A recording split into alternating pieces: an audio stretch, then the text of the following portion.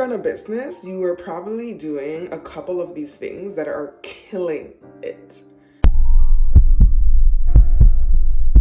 I've been running my business for over 3+ years now and gone through a lot of ups and downs like anybody in any business, having to pivot when things aren't going right, when the numbers are looking low, when your revenue is looking low.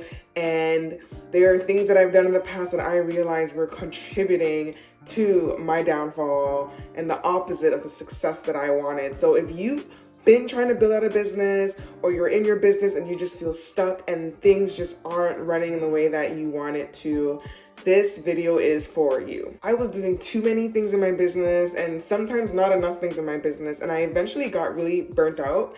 And in 2022, I decided to take a gap year and just take a break from running my biz, getting some clarity as to how I really wanted to serve, and then now I am back and just running my business in a totally different way. And it's not that my business wasn't successful the first time around. It was actually doing really good. I was making my 10K months, on my way to making 6 figures, but on my way to making 6 figures, landing sponsorship deals with large brands, I decided to pull the plug because my health was being compromised and I wanted to take that time to heal. But also I was starting to feel really mentally fatigued and burnt out by all of the different business strategies I was implementing at once. So today's video is really gonna help you if you've been feeling the same way, really burnt out in your business, if you just feel like you're not in alignment with the way that you're running it and you're not seeing the results that you want.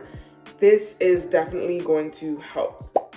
First things first, I think starting my business, I was on way too many platforms. I first started off with Instagram, and I think something to be mindful of is that you want to start with a platform that is really in alignment with your energy type and how you want to show up. So for me, I never had an Instagram even before I started my business.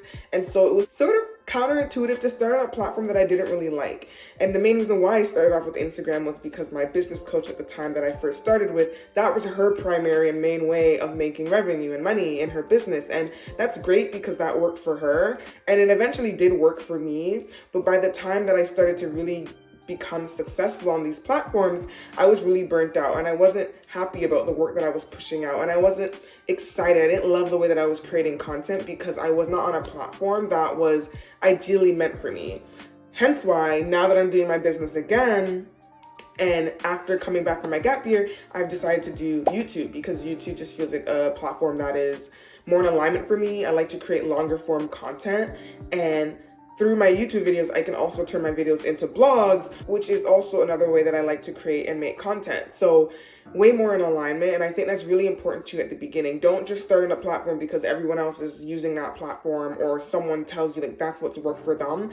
Really, in the long run, you want to be on a platform that you're going to enjoy and that you really love. And so also starting with just one platform, because I think after a while, I started to get really caught up in feeling like I needed to be on multiple platforms at once. I was on Instagram, I eventually was on Clubhouse when that started. And I felt like I had to be in all these different spaces at the same time. And in the end, it really just overwhelms you because you have to create content for all of those platforms. And creating content in the beginning can be a lot and feel like a lot. And the way that it becomes easier over time is when you're able to outsource. But in the beginning, when you're just starting your business, there's not much outsourcing. A lot of it you have to bootstrap in the beginning on your own. So I think just being mindful of that, finding one platform and then sticking with it will really help you in the long run. Master it, and then you can move on to multiple platforms afterwards. 2, stop wasting time on things that don't matter. And a lot of the times we feel like we have to have our hands in different things in order for a business to be successful. One example of this is a website. Looking back, I realized people put so much time and money into building a website when sometimes you don't really need one. I would say if you are an e-commerce brand, like you're selling products, you definitely will need an e-commerce site like a Shopify or some sort of platform to showcase your products that you're selling.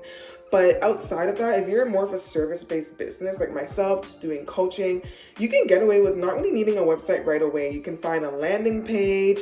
They have bio sites now where you literally just link to maybe some of your services, maybe a calendar, so people can schedule time with you on a call. So there are really ways that you can sort of get around not having to invest in a website upfront and spending a heap of money and time on things that don't necessarily matter. Even courses, when you're building out courses, we can really just simplify things using Notion, using Google Drive to share your resources with clients, than feeling like you have to invest in this huge expensive platform like Kajabi that's $300 a month right off the bat. So don't overwhelm yourself. Stop wasting time on things that don't really matter, that are just going to eat up your money and eat up your time. Meetings is a big one too. I feel like as you start to scale your business and build a team, and just being cognizant of how much time you're spending on meetings that are unnecessary. I know for me, when I freelance and I work with other bosses, or I'm hiring or I'm managing my own team, really limiting the amount of time that I'm hopping on calls, because that 1 hour call could have definitely been better used in other ways to further progress your business and get ahead. So I like to use things like Voxer or just WhatsApp to communicate with people that I'm working with in the back end to grow my business, and really just checking in, doing a lot more check-ins throughout the week or the day versus scheduling like these really big 1 hour meeting. The only time I really schedule 1 hour meetings is if I'm hopping on a first call with the client and we really want to hash out like expectations, outcome, deadlines, really want to get clear on the vision. And then maybe if I'm doing like a final call with someone, or it's within my coaching program where I'm actually getting paid to hold people accountable one-on-one, and we show up on these weekly or bi-weekly 1 hour calls. 3 is a fear-based mindset. This is definitely killing your business, because if you have a fear of success or you have a fear of failure, either or is going to kill your business in the long run. I think examples of this when I started my business is definitely that fear of wanting to show my face. Not that I didn't feel attractive enough, but it's sort of like, you know, sometimes you can feel a bit self-conscious. Even looking back at some of the videos I've made, sometimes I cringe. I'm like, oh my God, like, did I actually make that video? Like, I look horrible there. But I feel like everyone's always done that, and we're like really hard on ourselves when really that's not the case. Like, you look fine, you're likable, people will like you. I think that's another big one too. Like, what don't you like about yourself that you think other people are gonna find out or catch? Because if you don't think that you're likable enough, then there's something that you don't like about yourself. And I don't think I've really struggled with that. I feel like I have a very likable personality, so it's easy for me to show up. But I think also I grew up really shy and like reserved, and was really scared of putting myself out there. So you kind of have to work on those limiting beliefs. You kind of have to work on your confidence. Definitely, especially if you run a service-based business and are going to be showing up on social media, you can't be scared to show your face. You can't be scared to show your personality and who you are and what you're all about, because people buy off people. People aren't just buying a brand, they're buying the person behind their brand too, and the story behind it. And this is why I started my YouTube channel, and this is why I do my vlogs, because I feel like doing my vlogs is a better way for you guys to get insight into how I travel, what I like to do, my hobbies, my interests, and just the type of person that I am. And, you know, some ways that people are fearful of success is in the sense that people don't really like change, right? And sometimes when we set out on these ventures, like starting a business, which is a really big deal, starting a business can really change your life. You can unlock the potential for untapped income, which then unlocks the potential for you to live your life in a way that you probably have never been able to, because you've always been limited by your finances. But then also, it really adds value to your life because you're really creating something that's really going to help someone else, right? Whether it's a product or a service.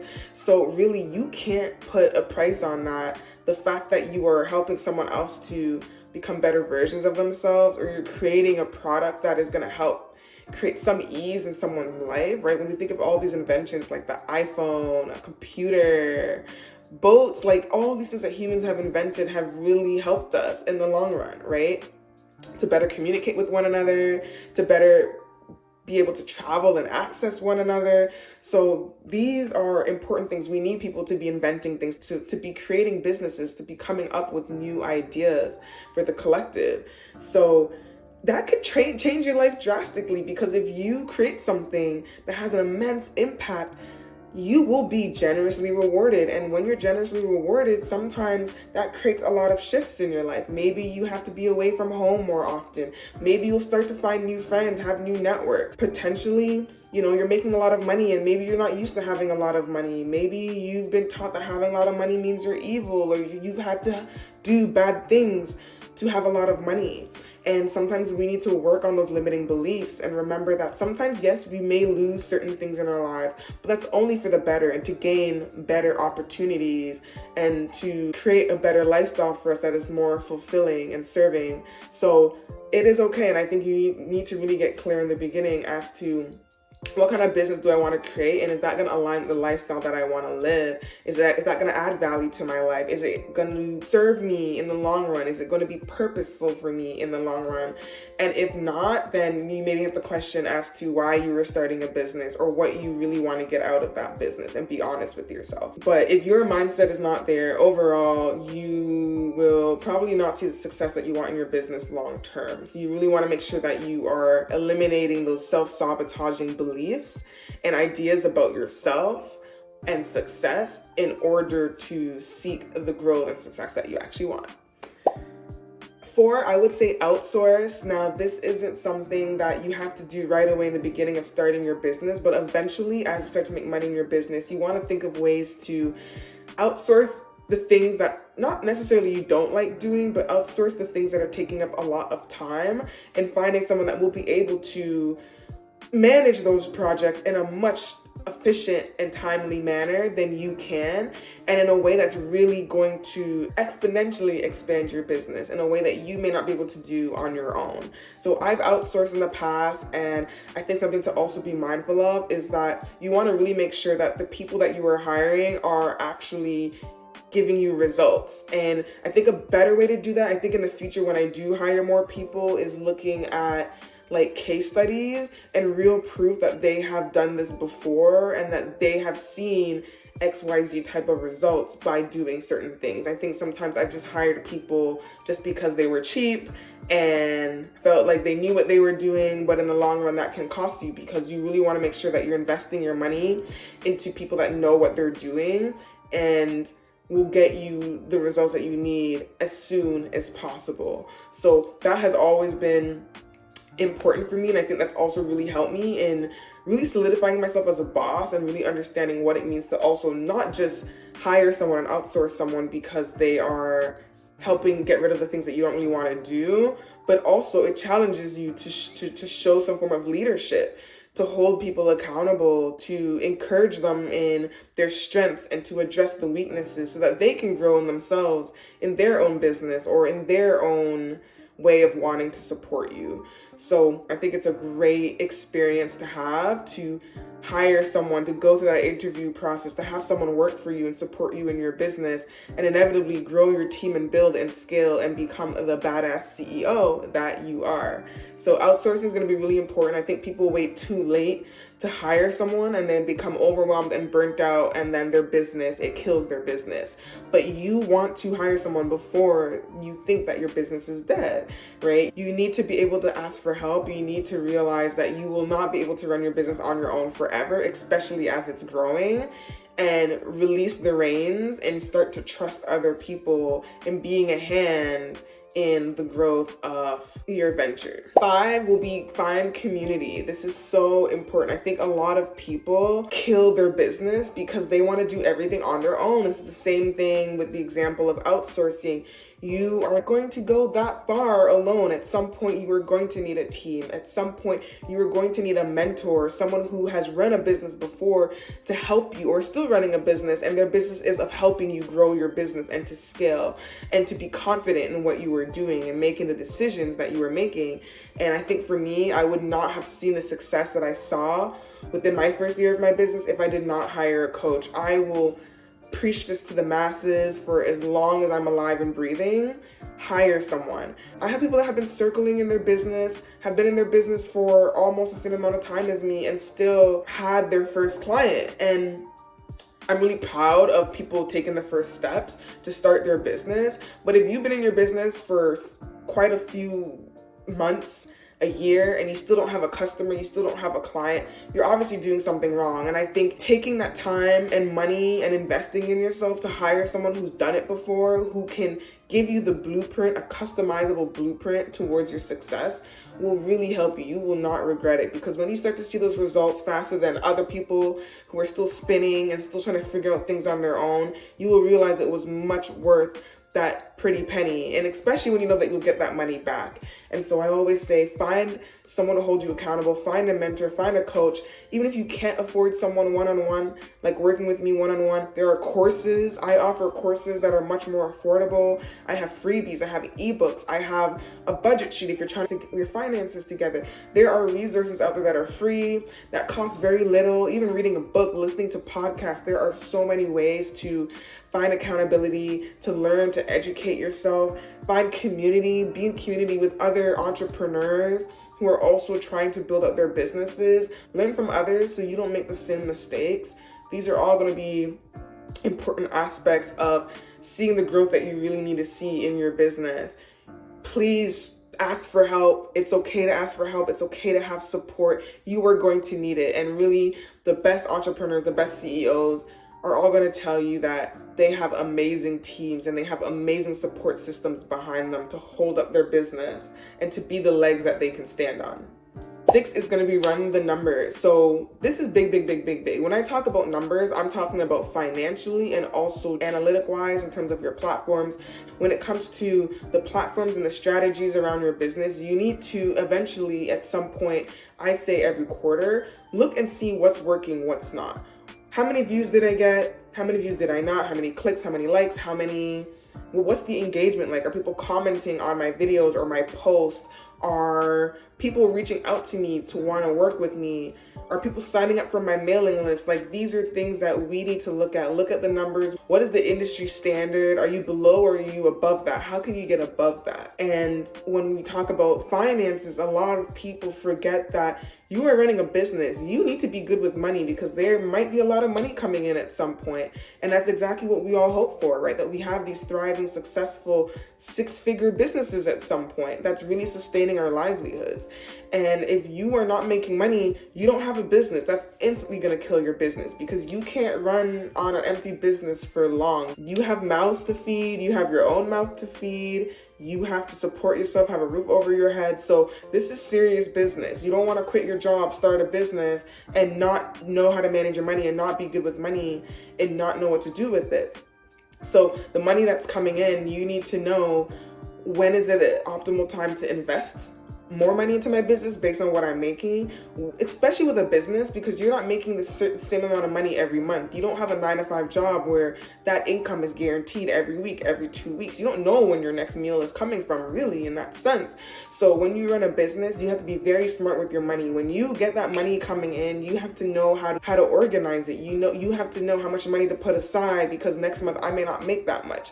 So you're constantly having to budget and having to keep track of your finances more so than someone who has a 9-to-5 job.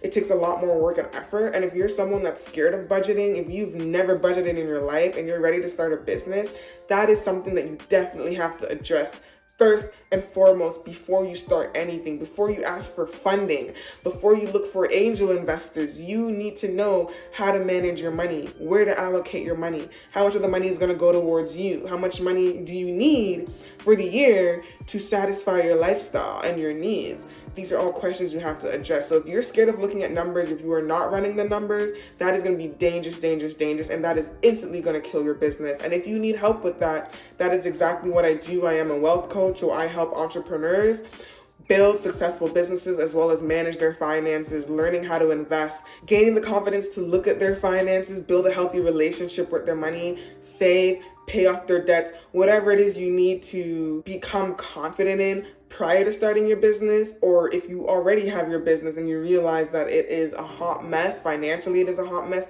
then that is what I am here for. So if you want to learn further about my services and how I can help you, please look in the description below. Definitely you could schedule a 20-minute clarity call with me to see which one of my services I would recommend. Or if you want to work with me one-on-one, you can join my wait list for that. So there are so many opportunities, so many ways to seek the support that you need. My last and final point for this video is stop the obsession with wanting to be liked. And especially if you are a service-based business and you really have to show your face and show up, I think a lot of people forget that there are a lot of nasty people out there in the world. And no matter how much success you have, people are not going to like you. And I think you have to be ready for that. You have to be comfortable with that.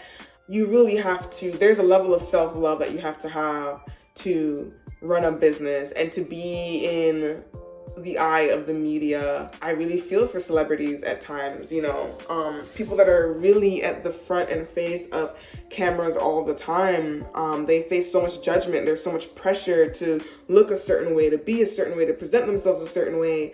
And you are not going to be able to make everyone happy. People are going to talk about you. People are always going to have negative things to say. And you have to have a really strong mindset. You have to be confident in yourself. You have to love yourself and to not care. To an extent, I'm not saying not care at all what people say.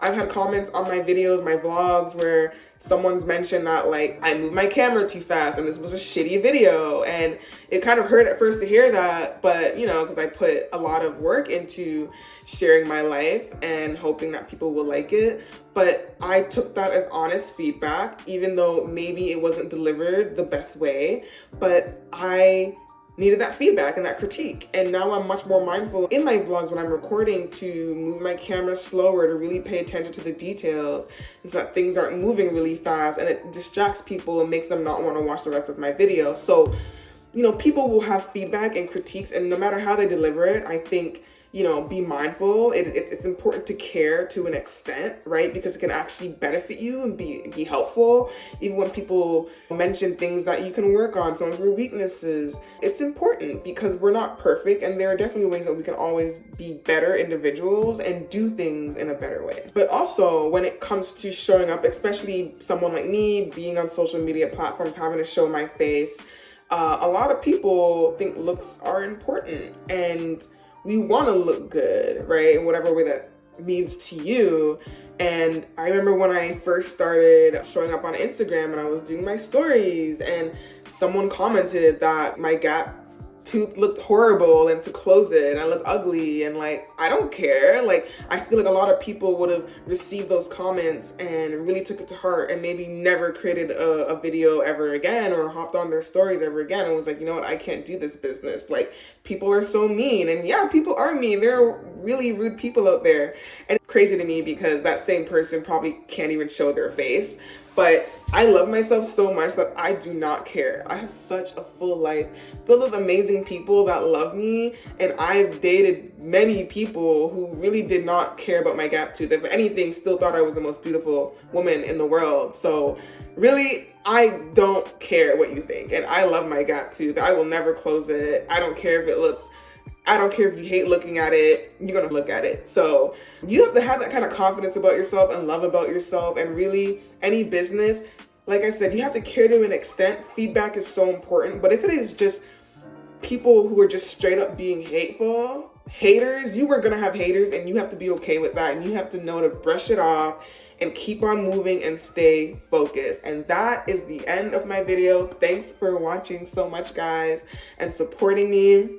Please share this video, like and subscribe if you agree with any of the comments that I made today. Are you doing any of these things that are killing your business? Knowing this now, moving forward, how are you going to take action? How are you going to change things around? And if you want to book a call with me, if you need help with that, if you want to start a business, if you were trying to grow and scale your business and you are feeling stuck, I am the person for you. Even if you don't have a business and you just want to better manage your finances, build wealth, call in abundance, work on your mindset towards attracting all the things that you desire in your life, that is what I am here for. Don't forget to like and subscribe, and I will see you again in the next video. Bye, guys.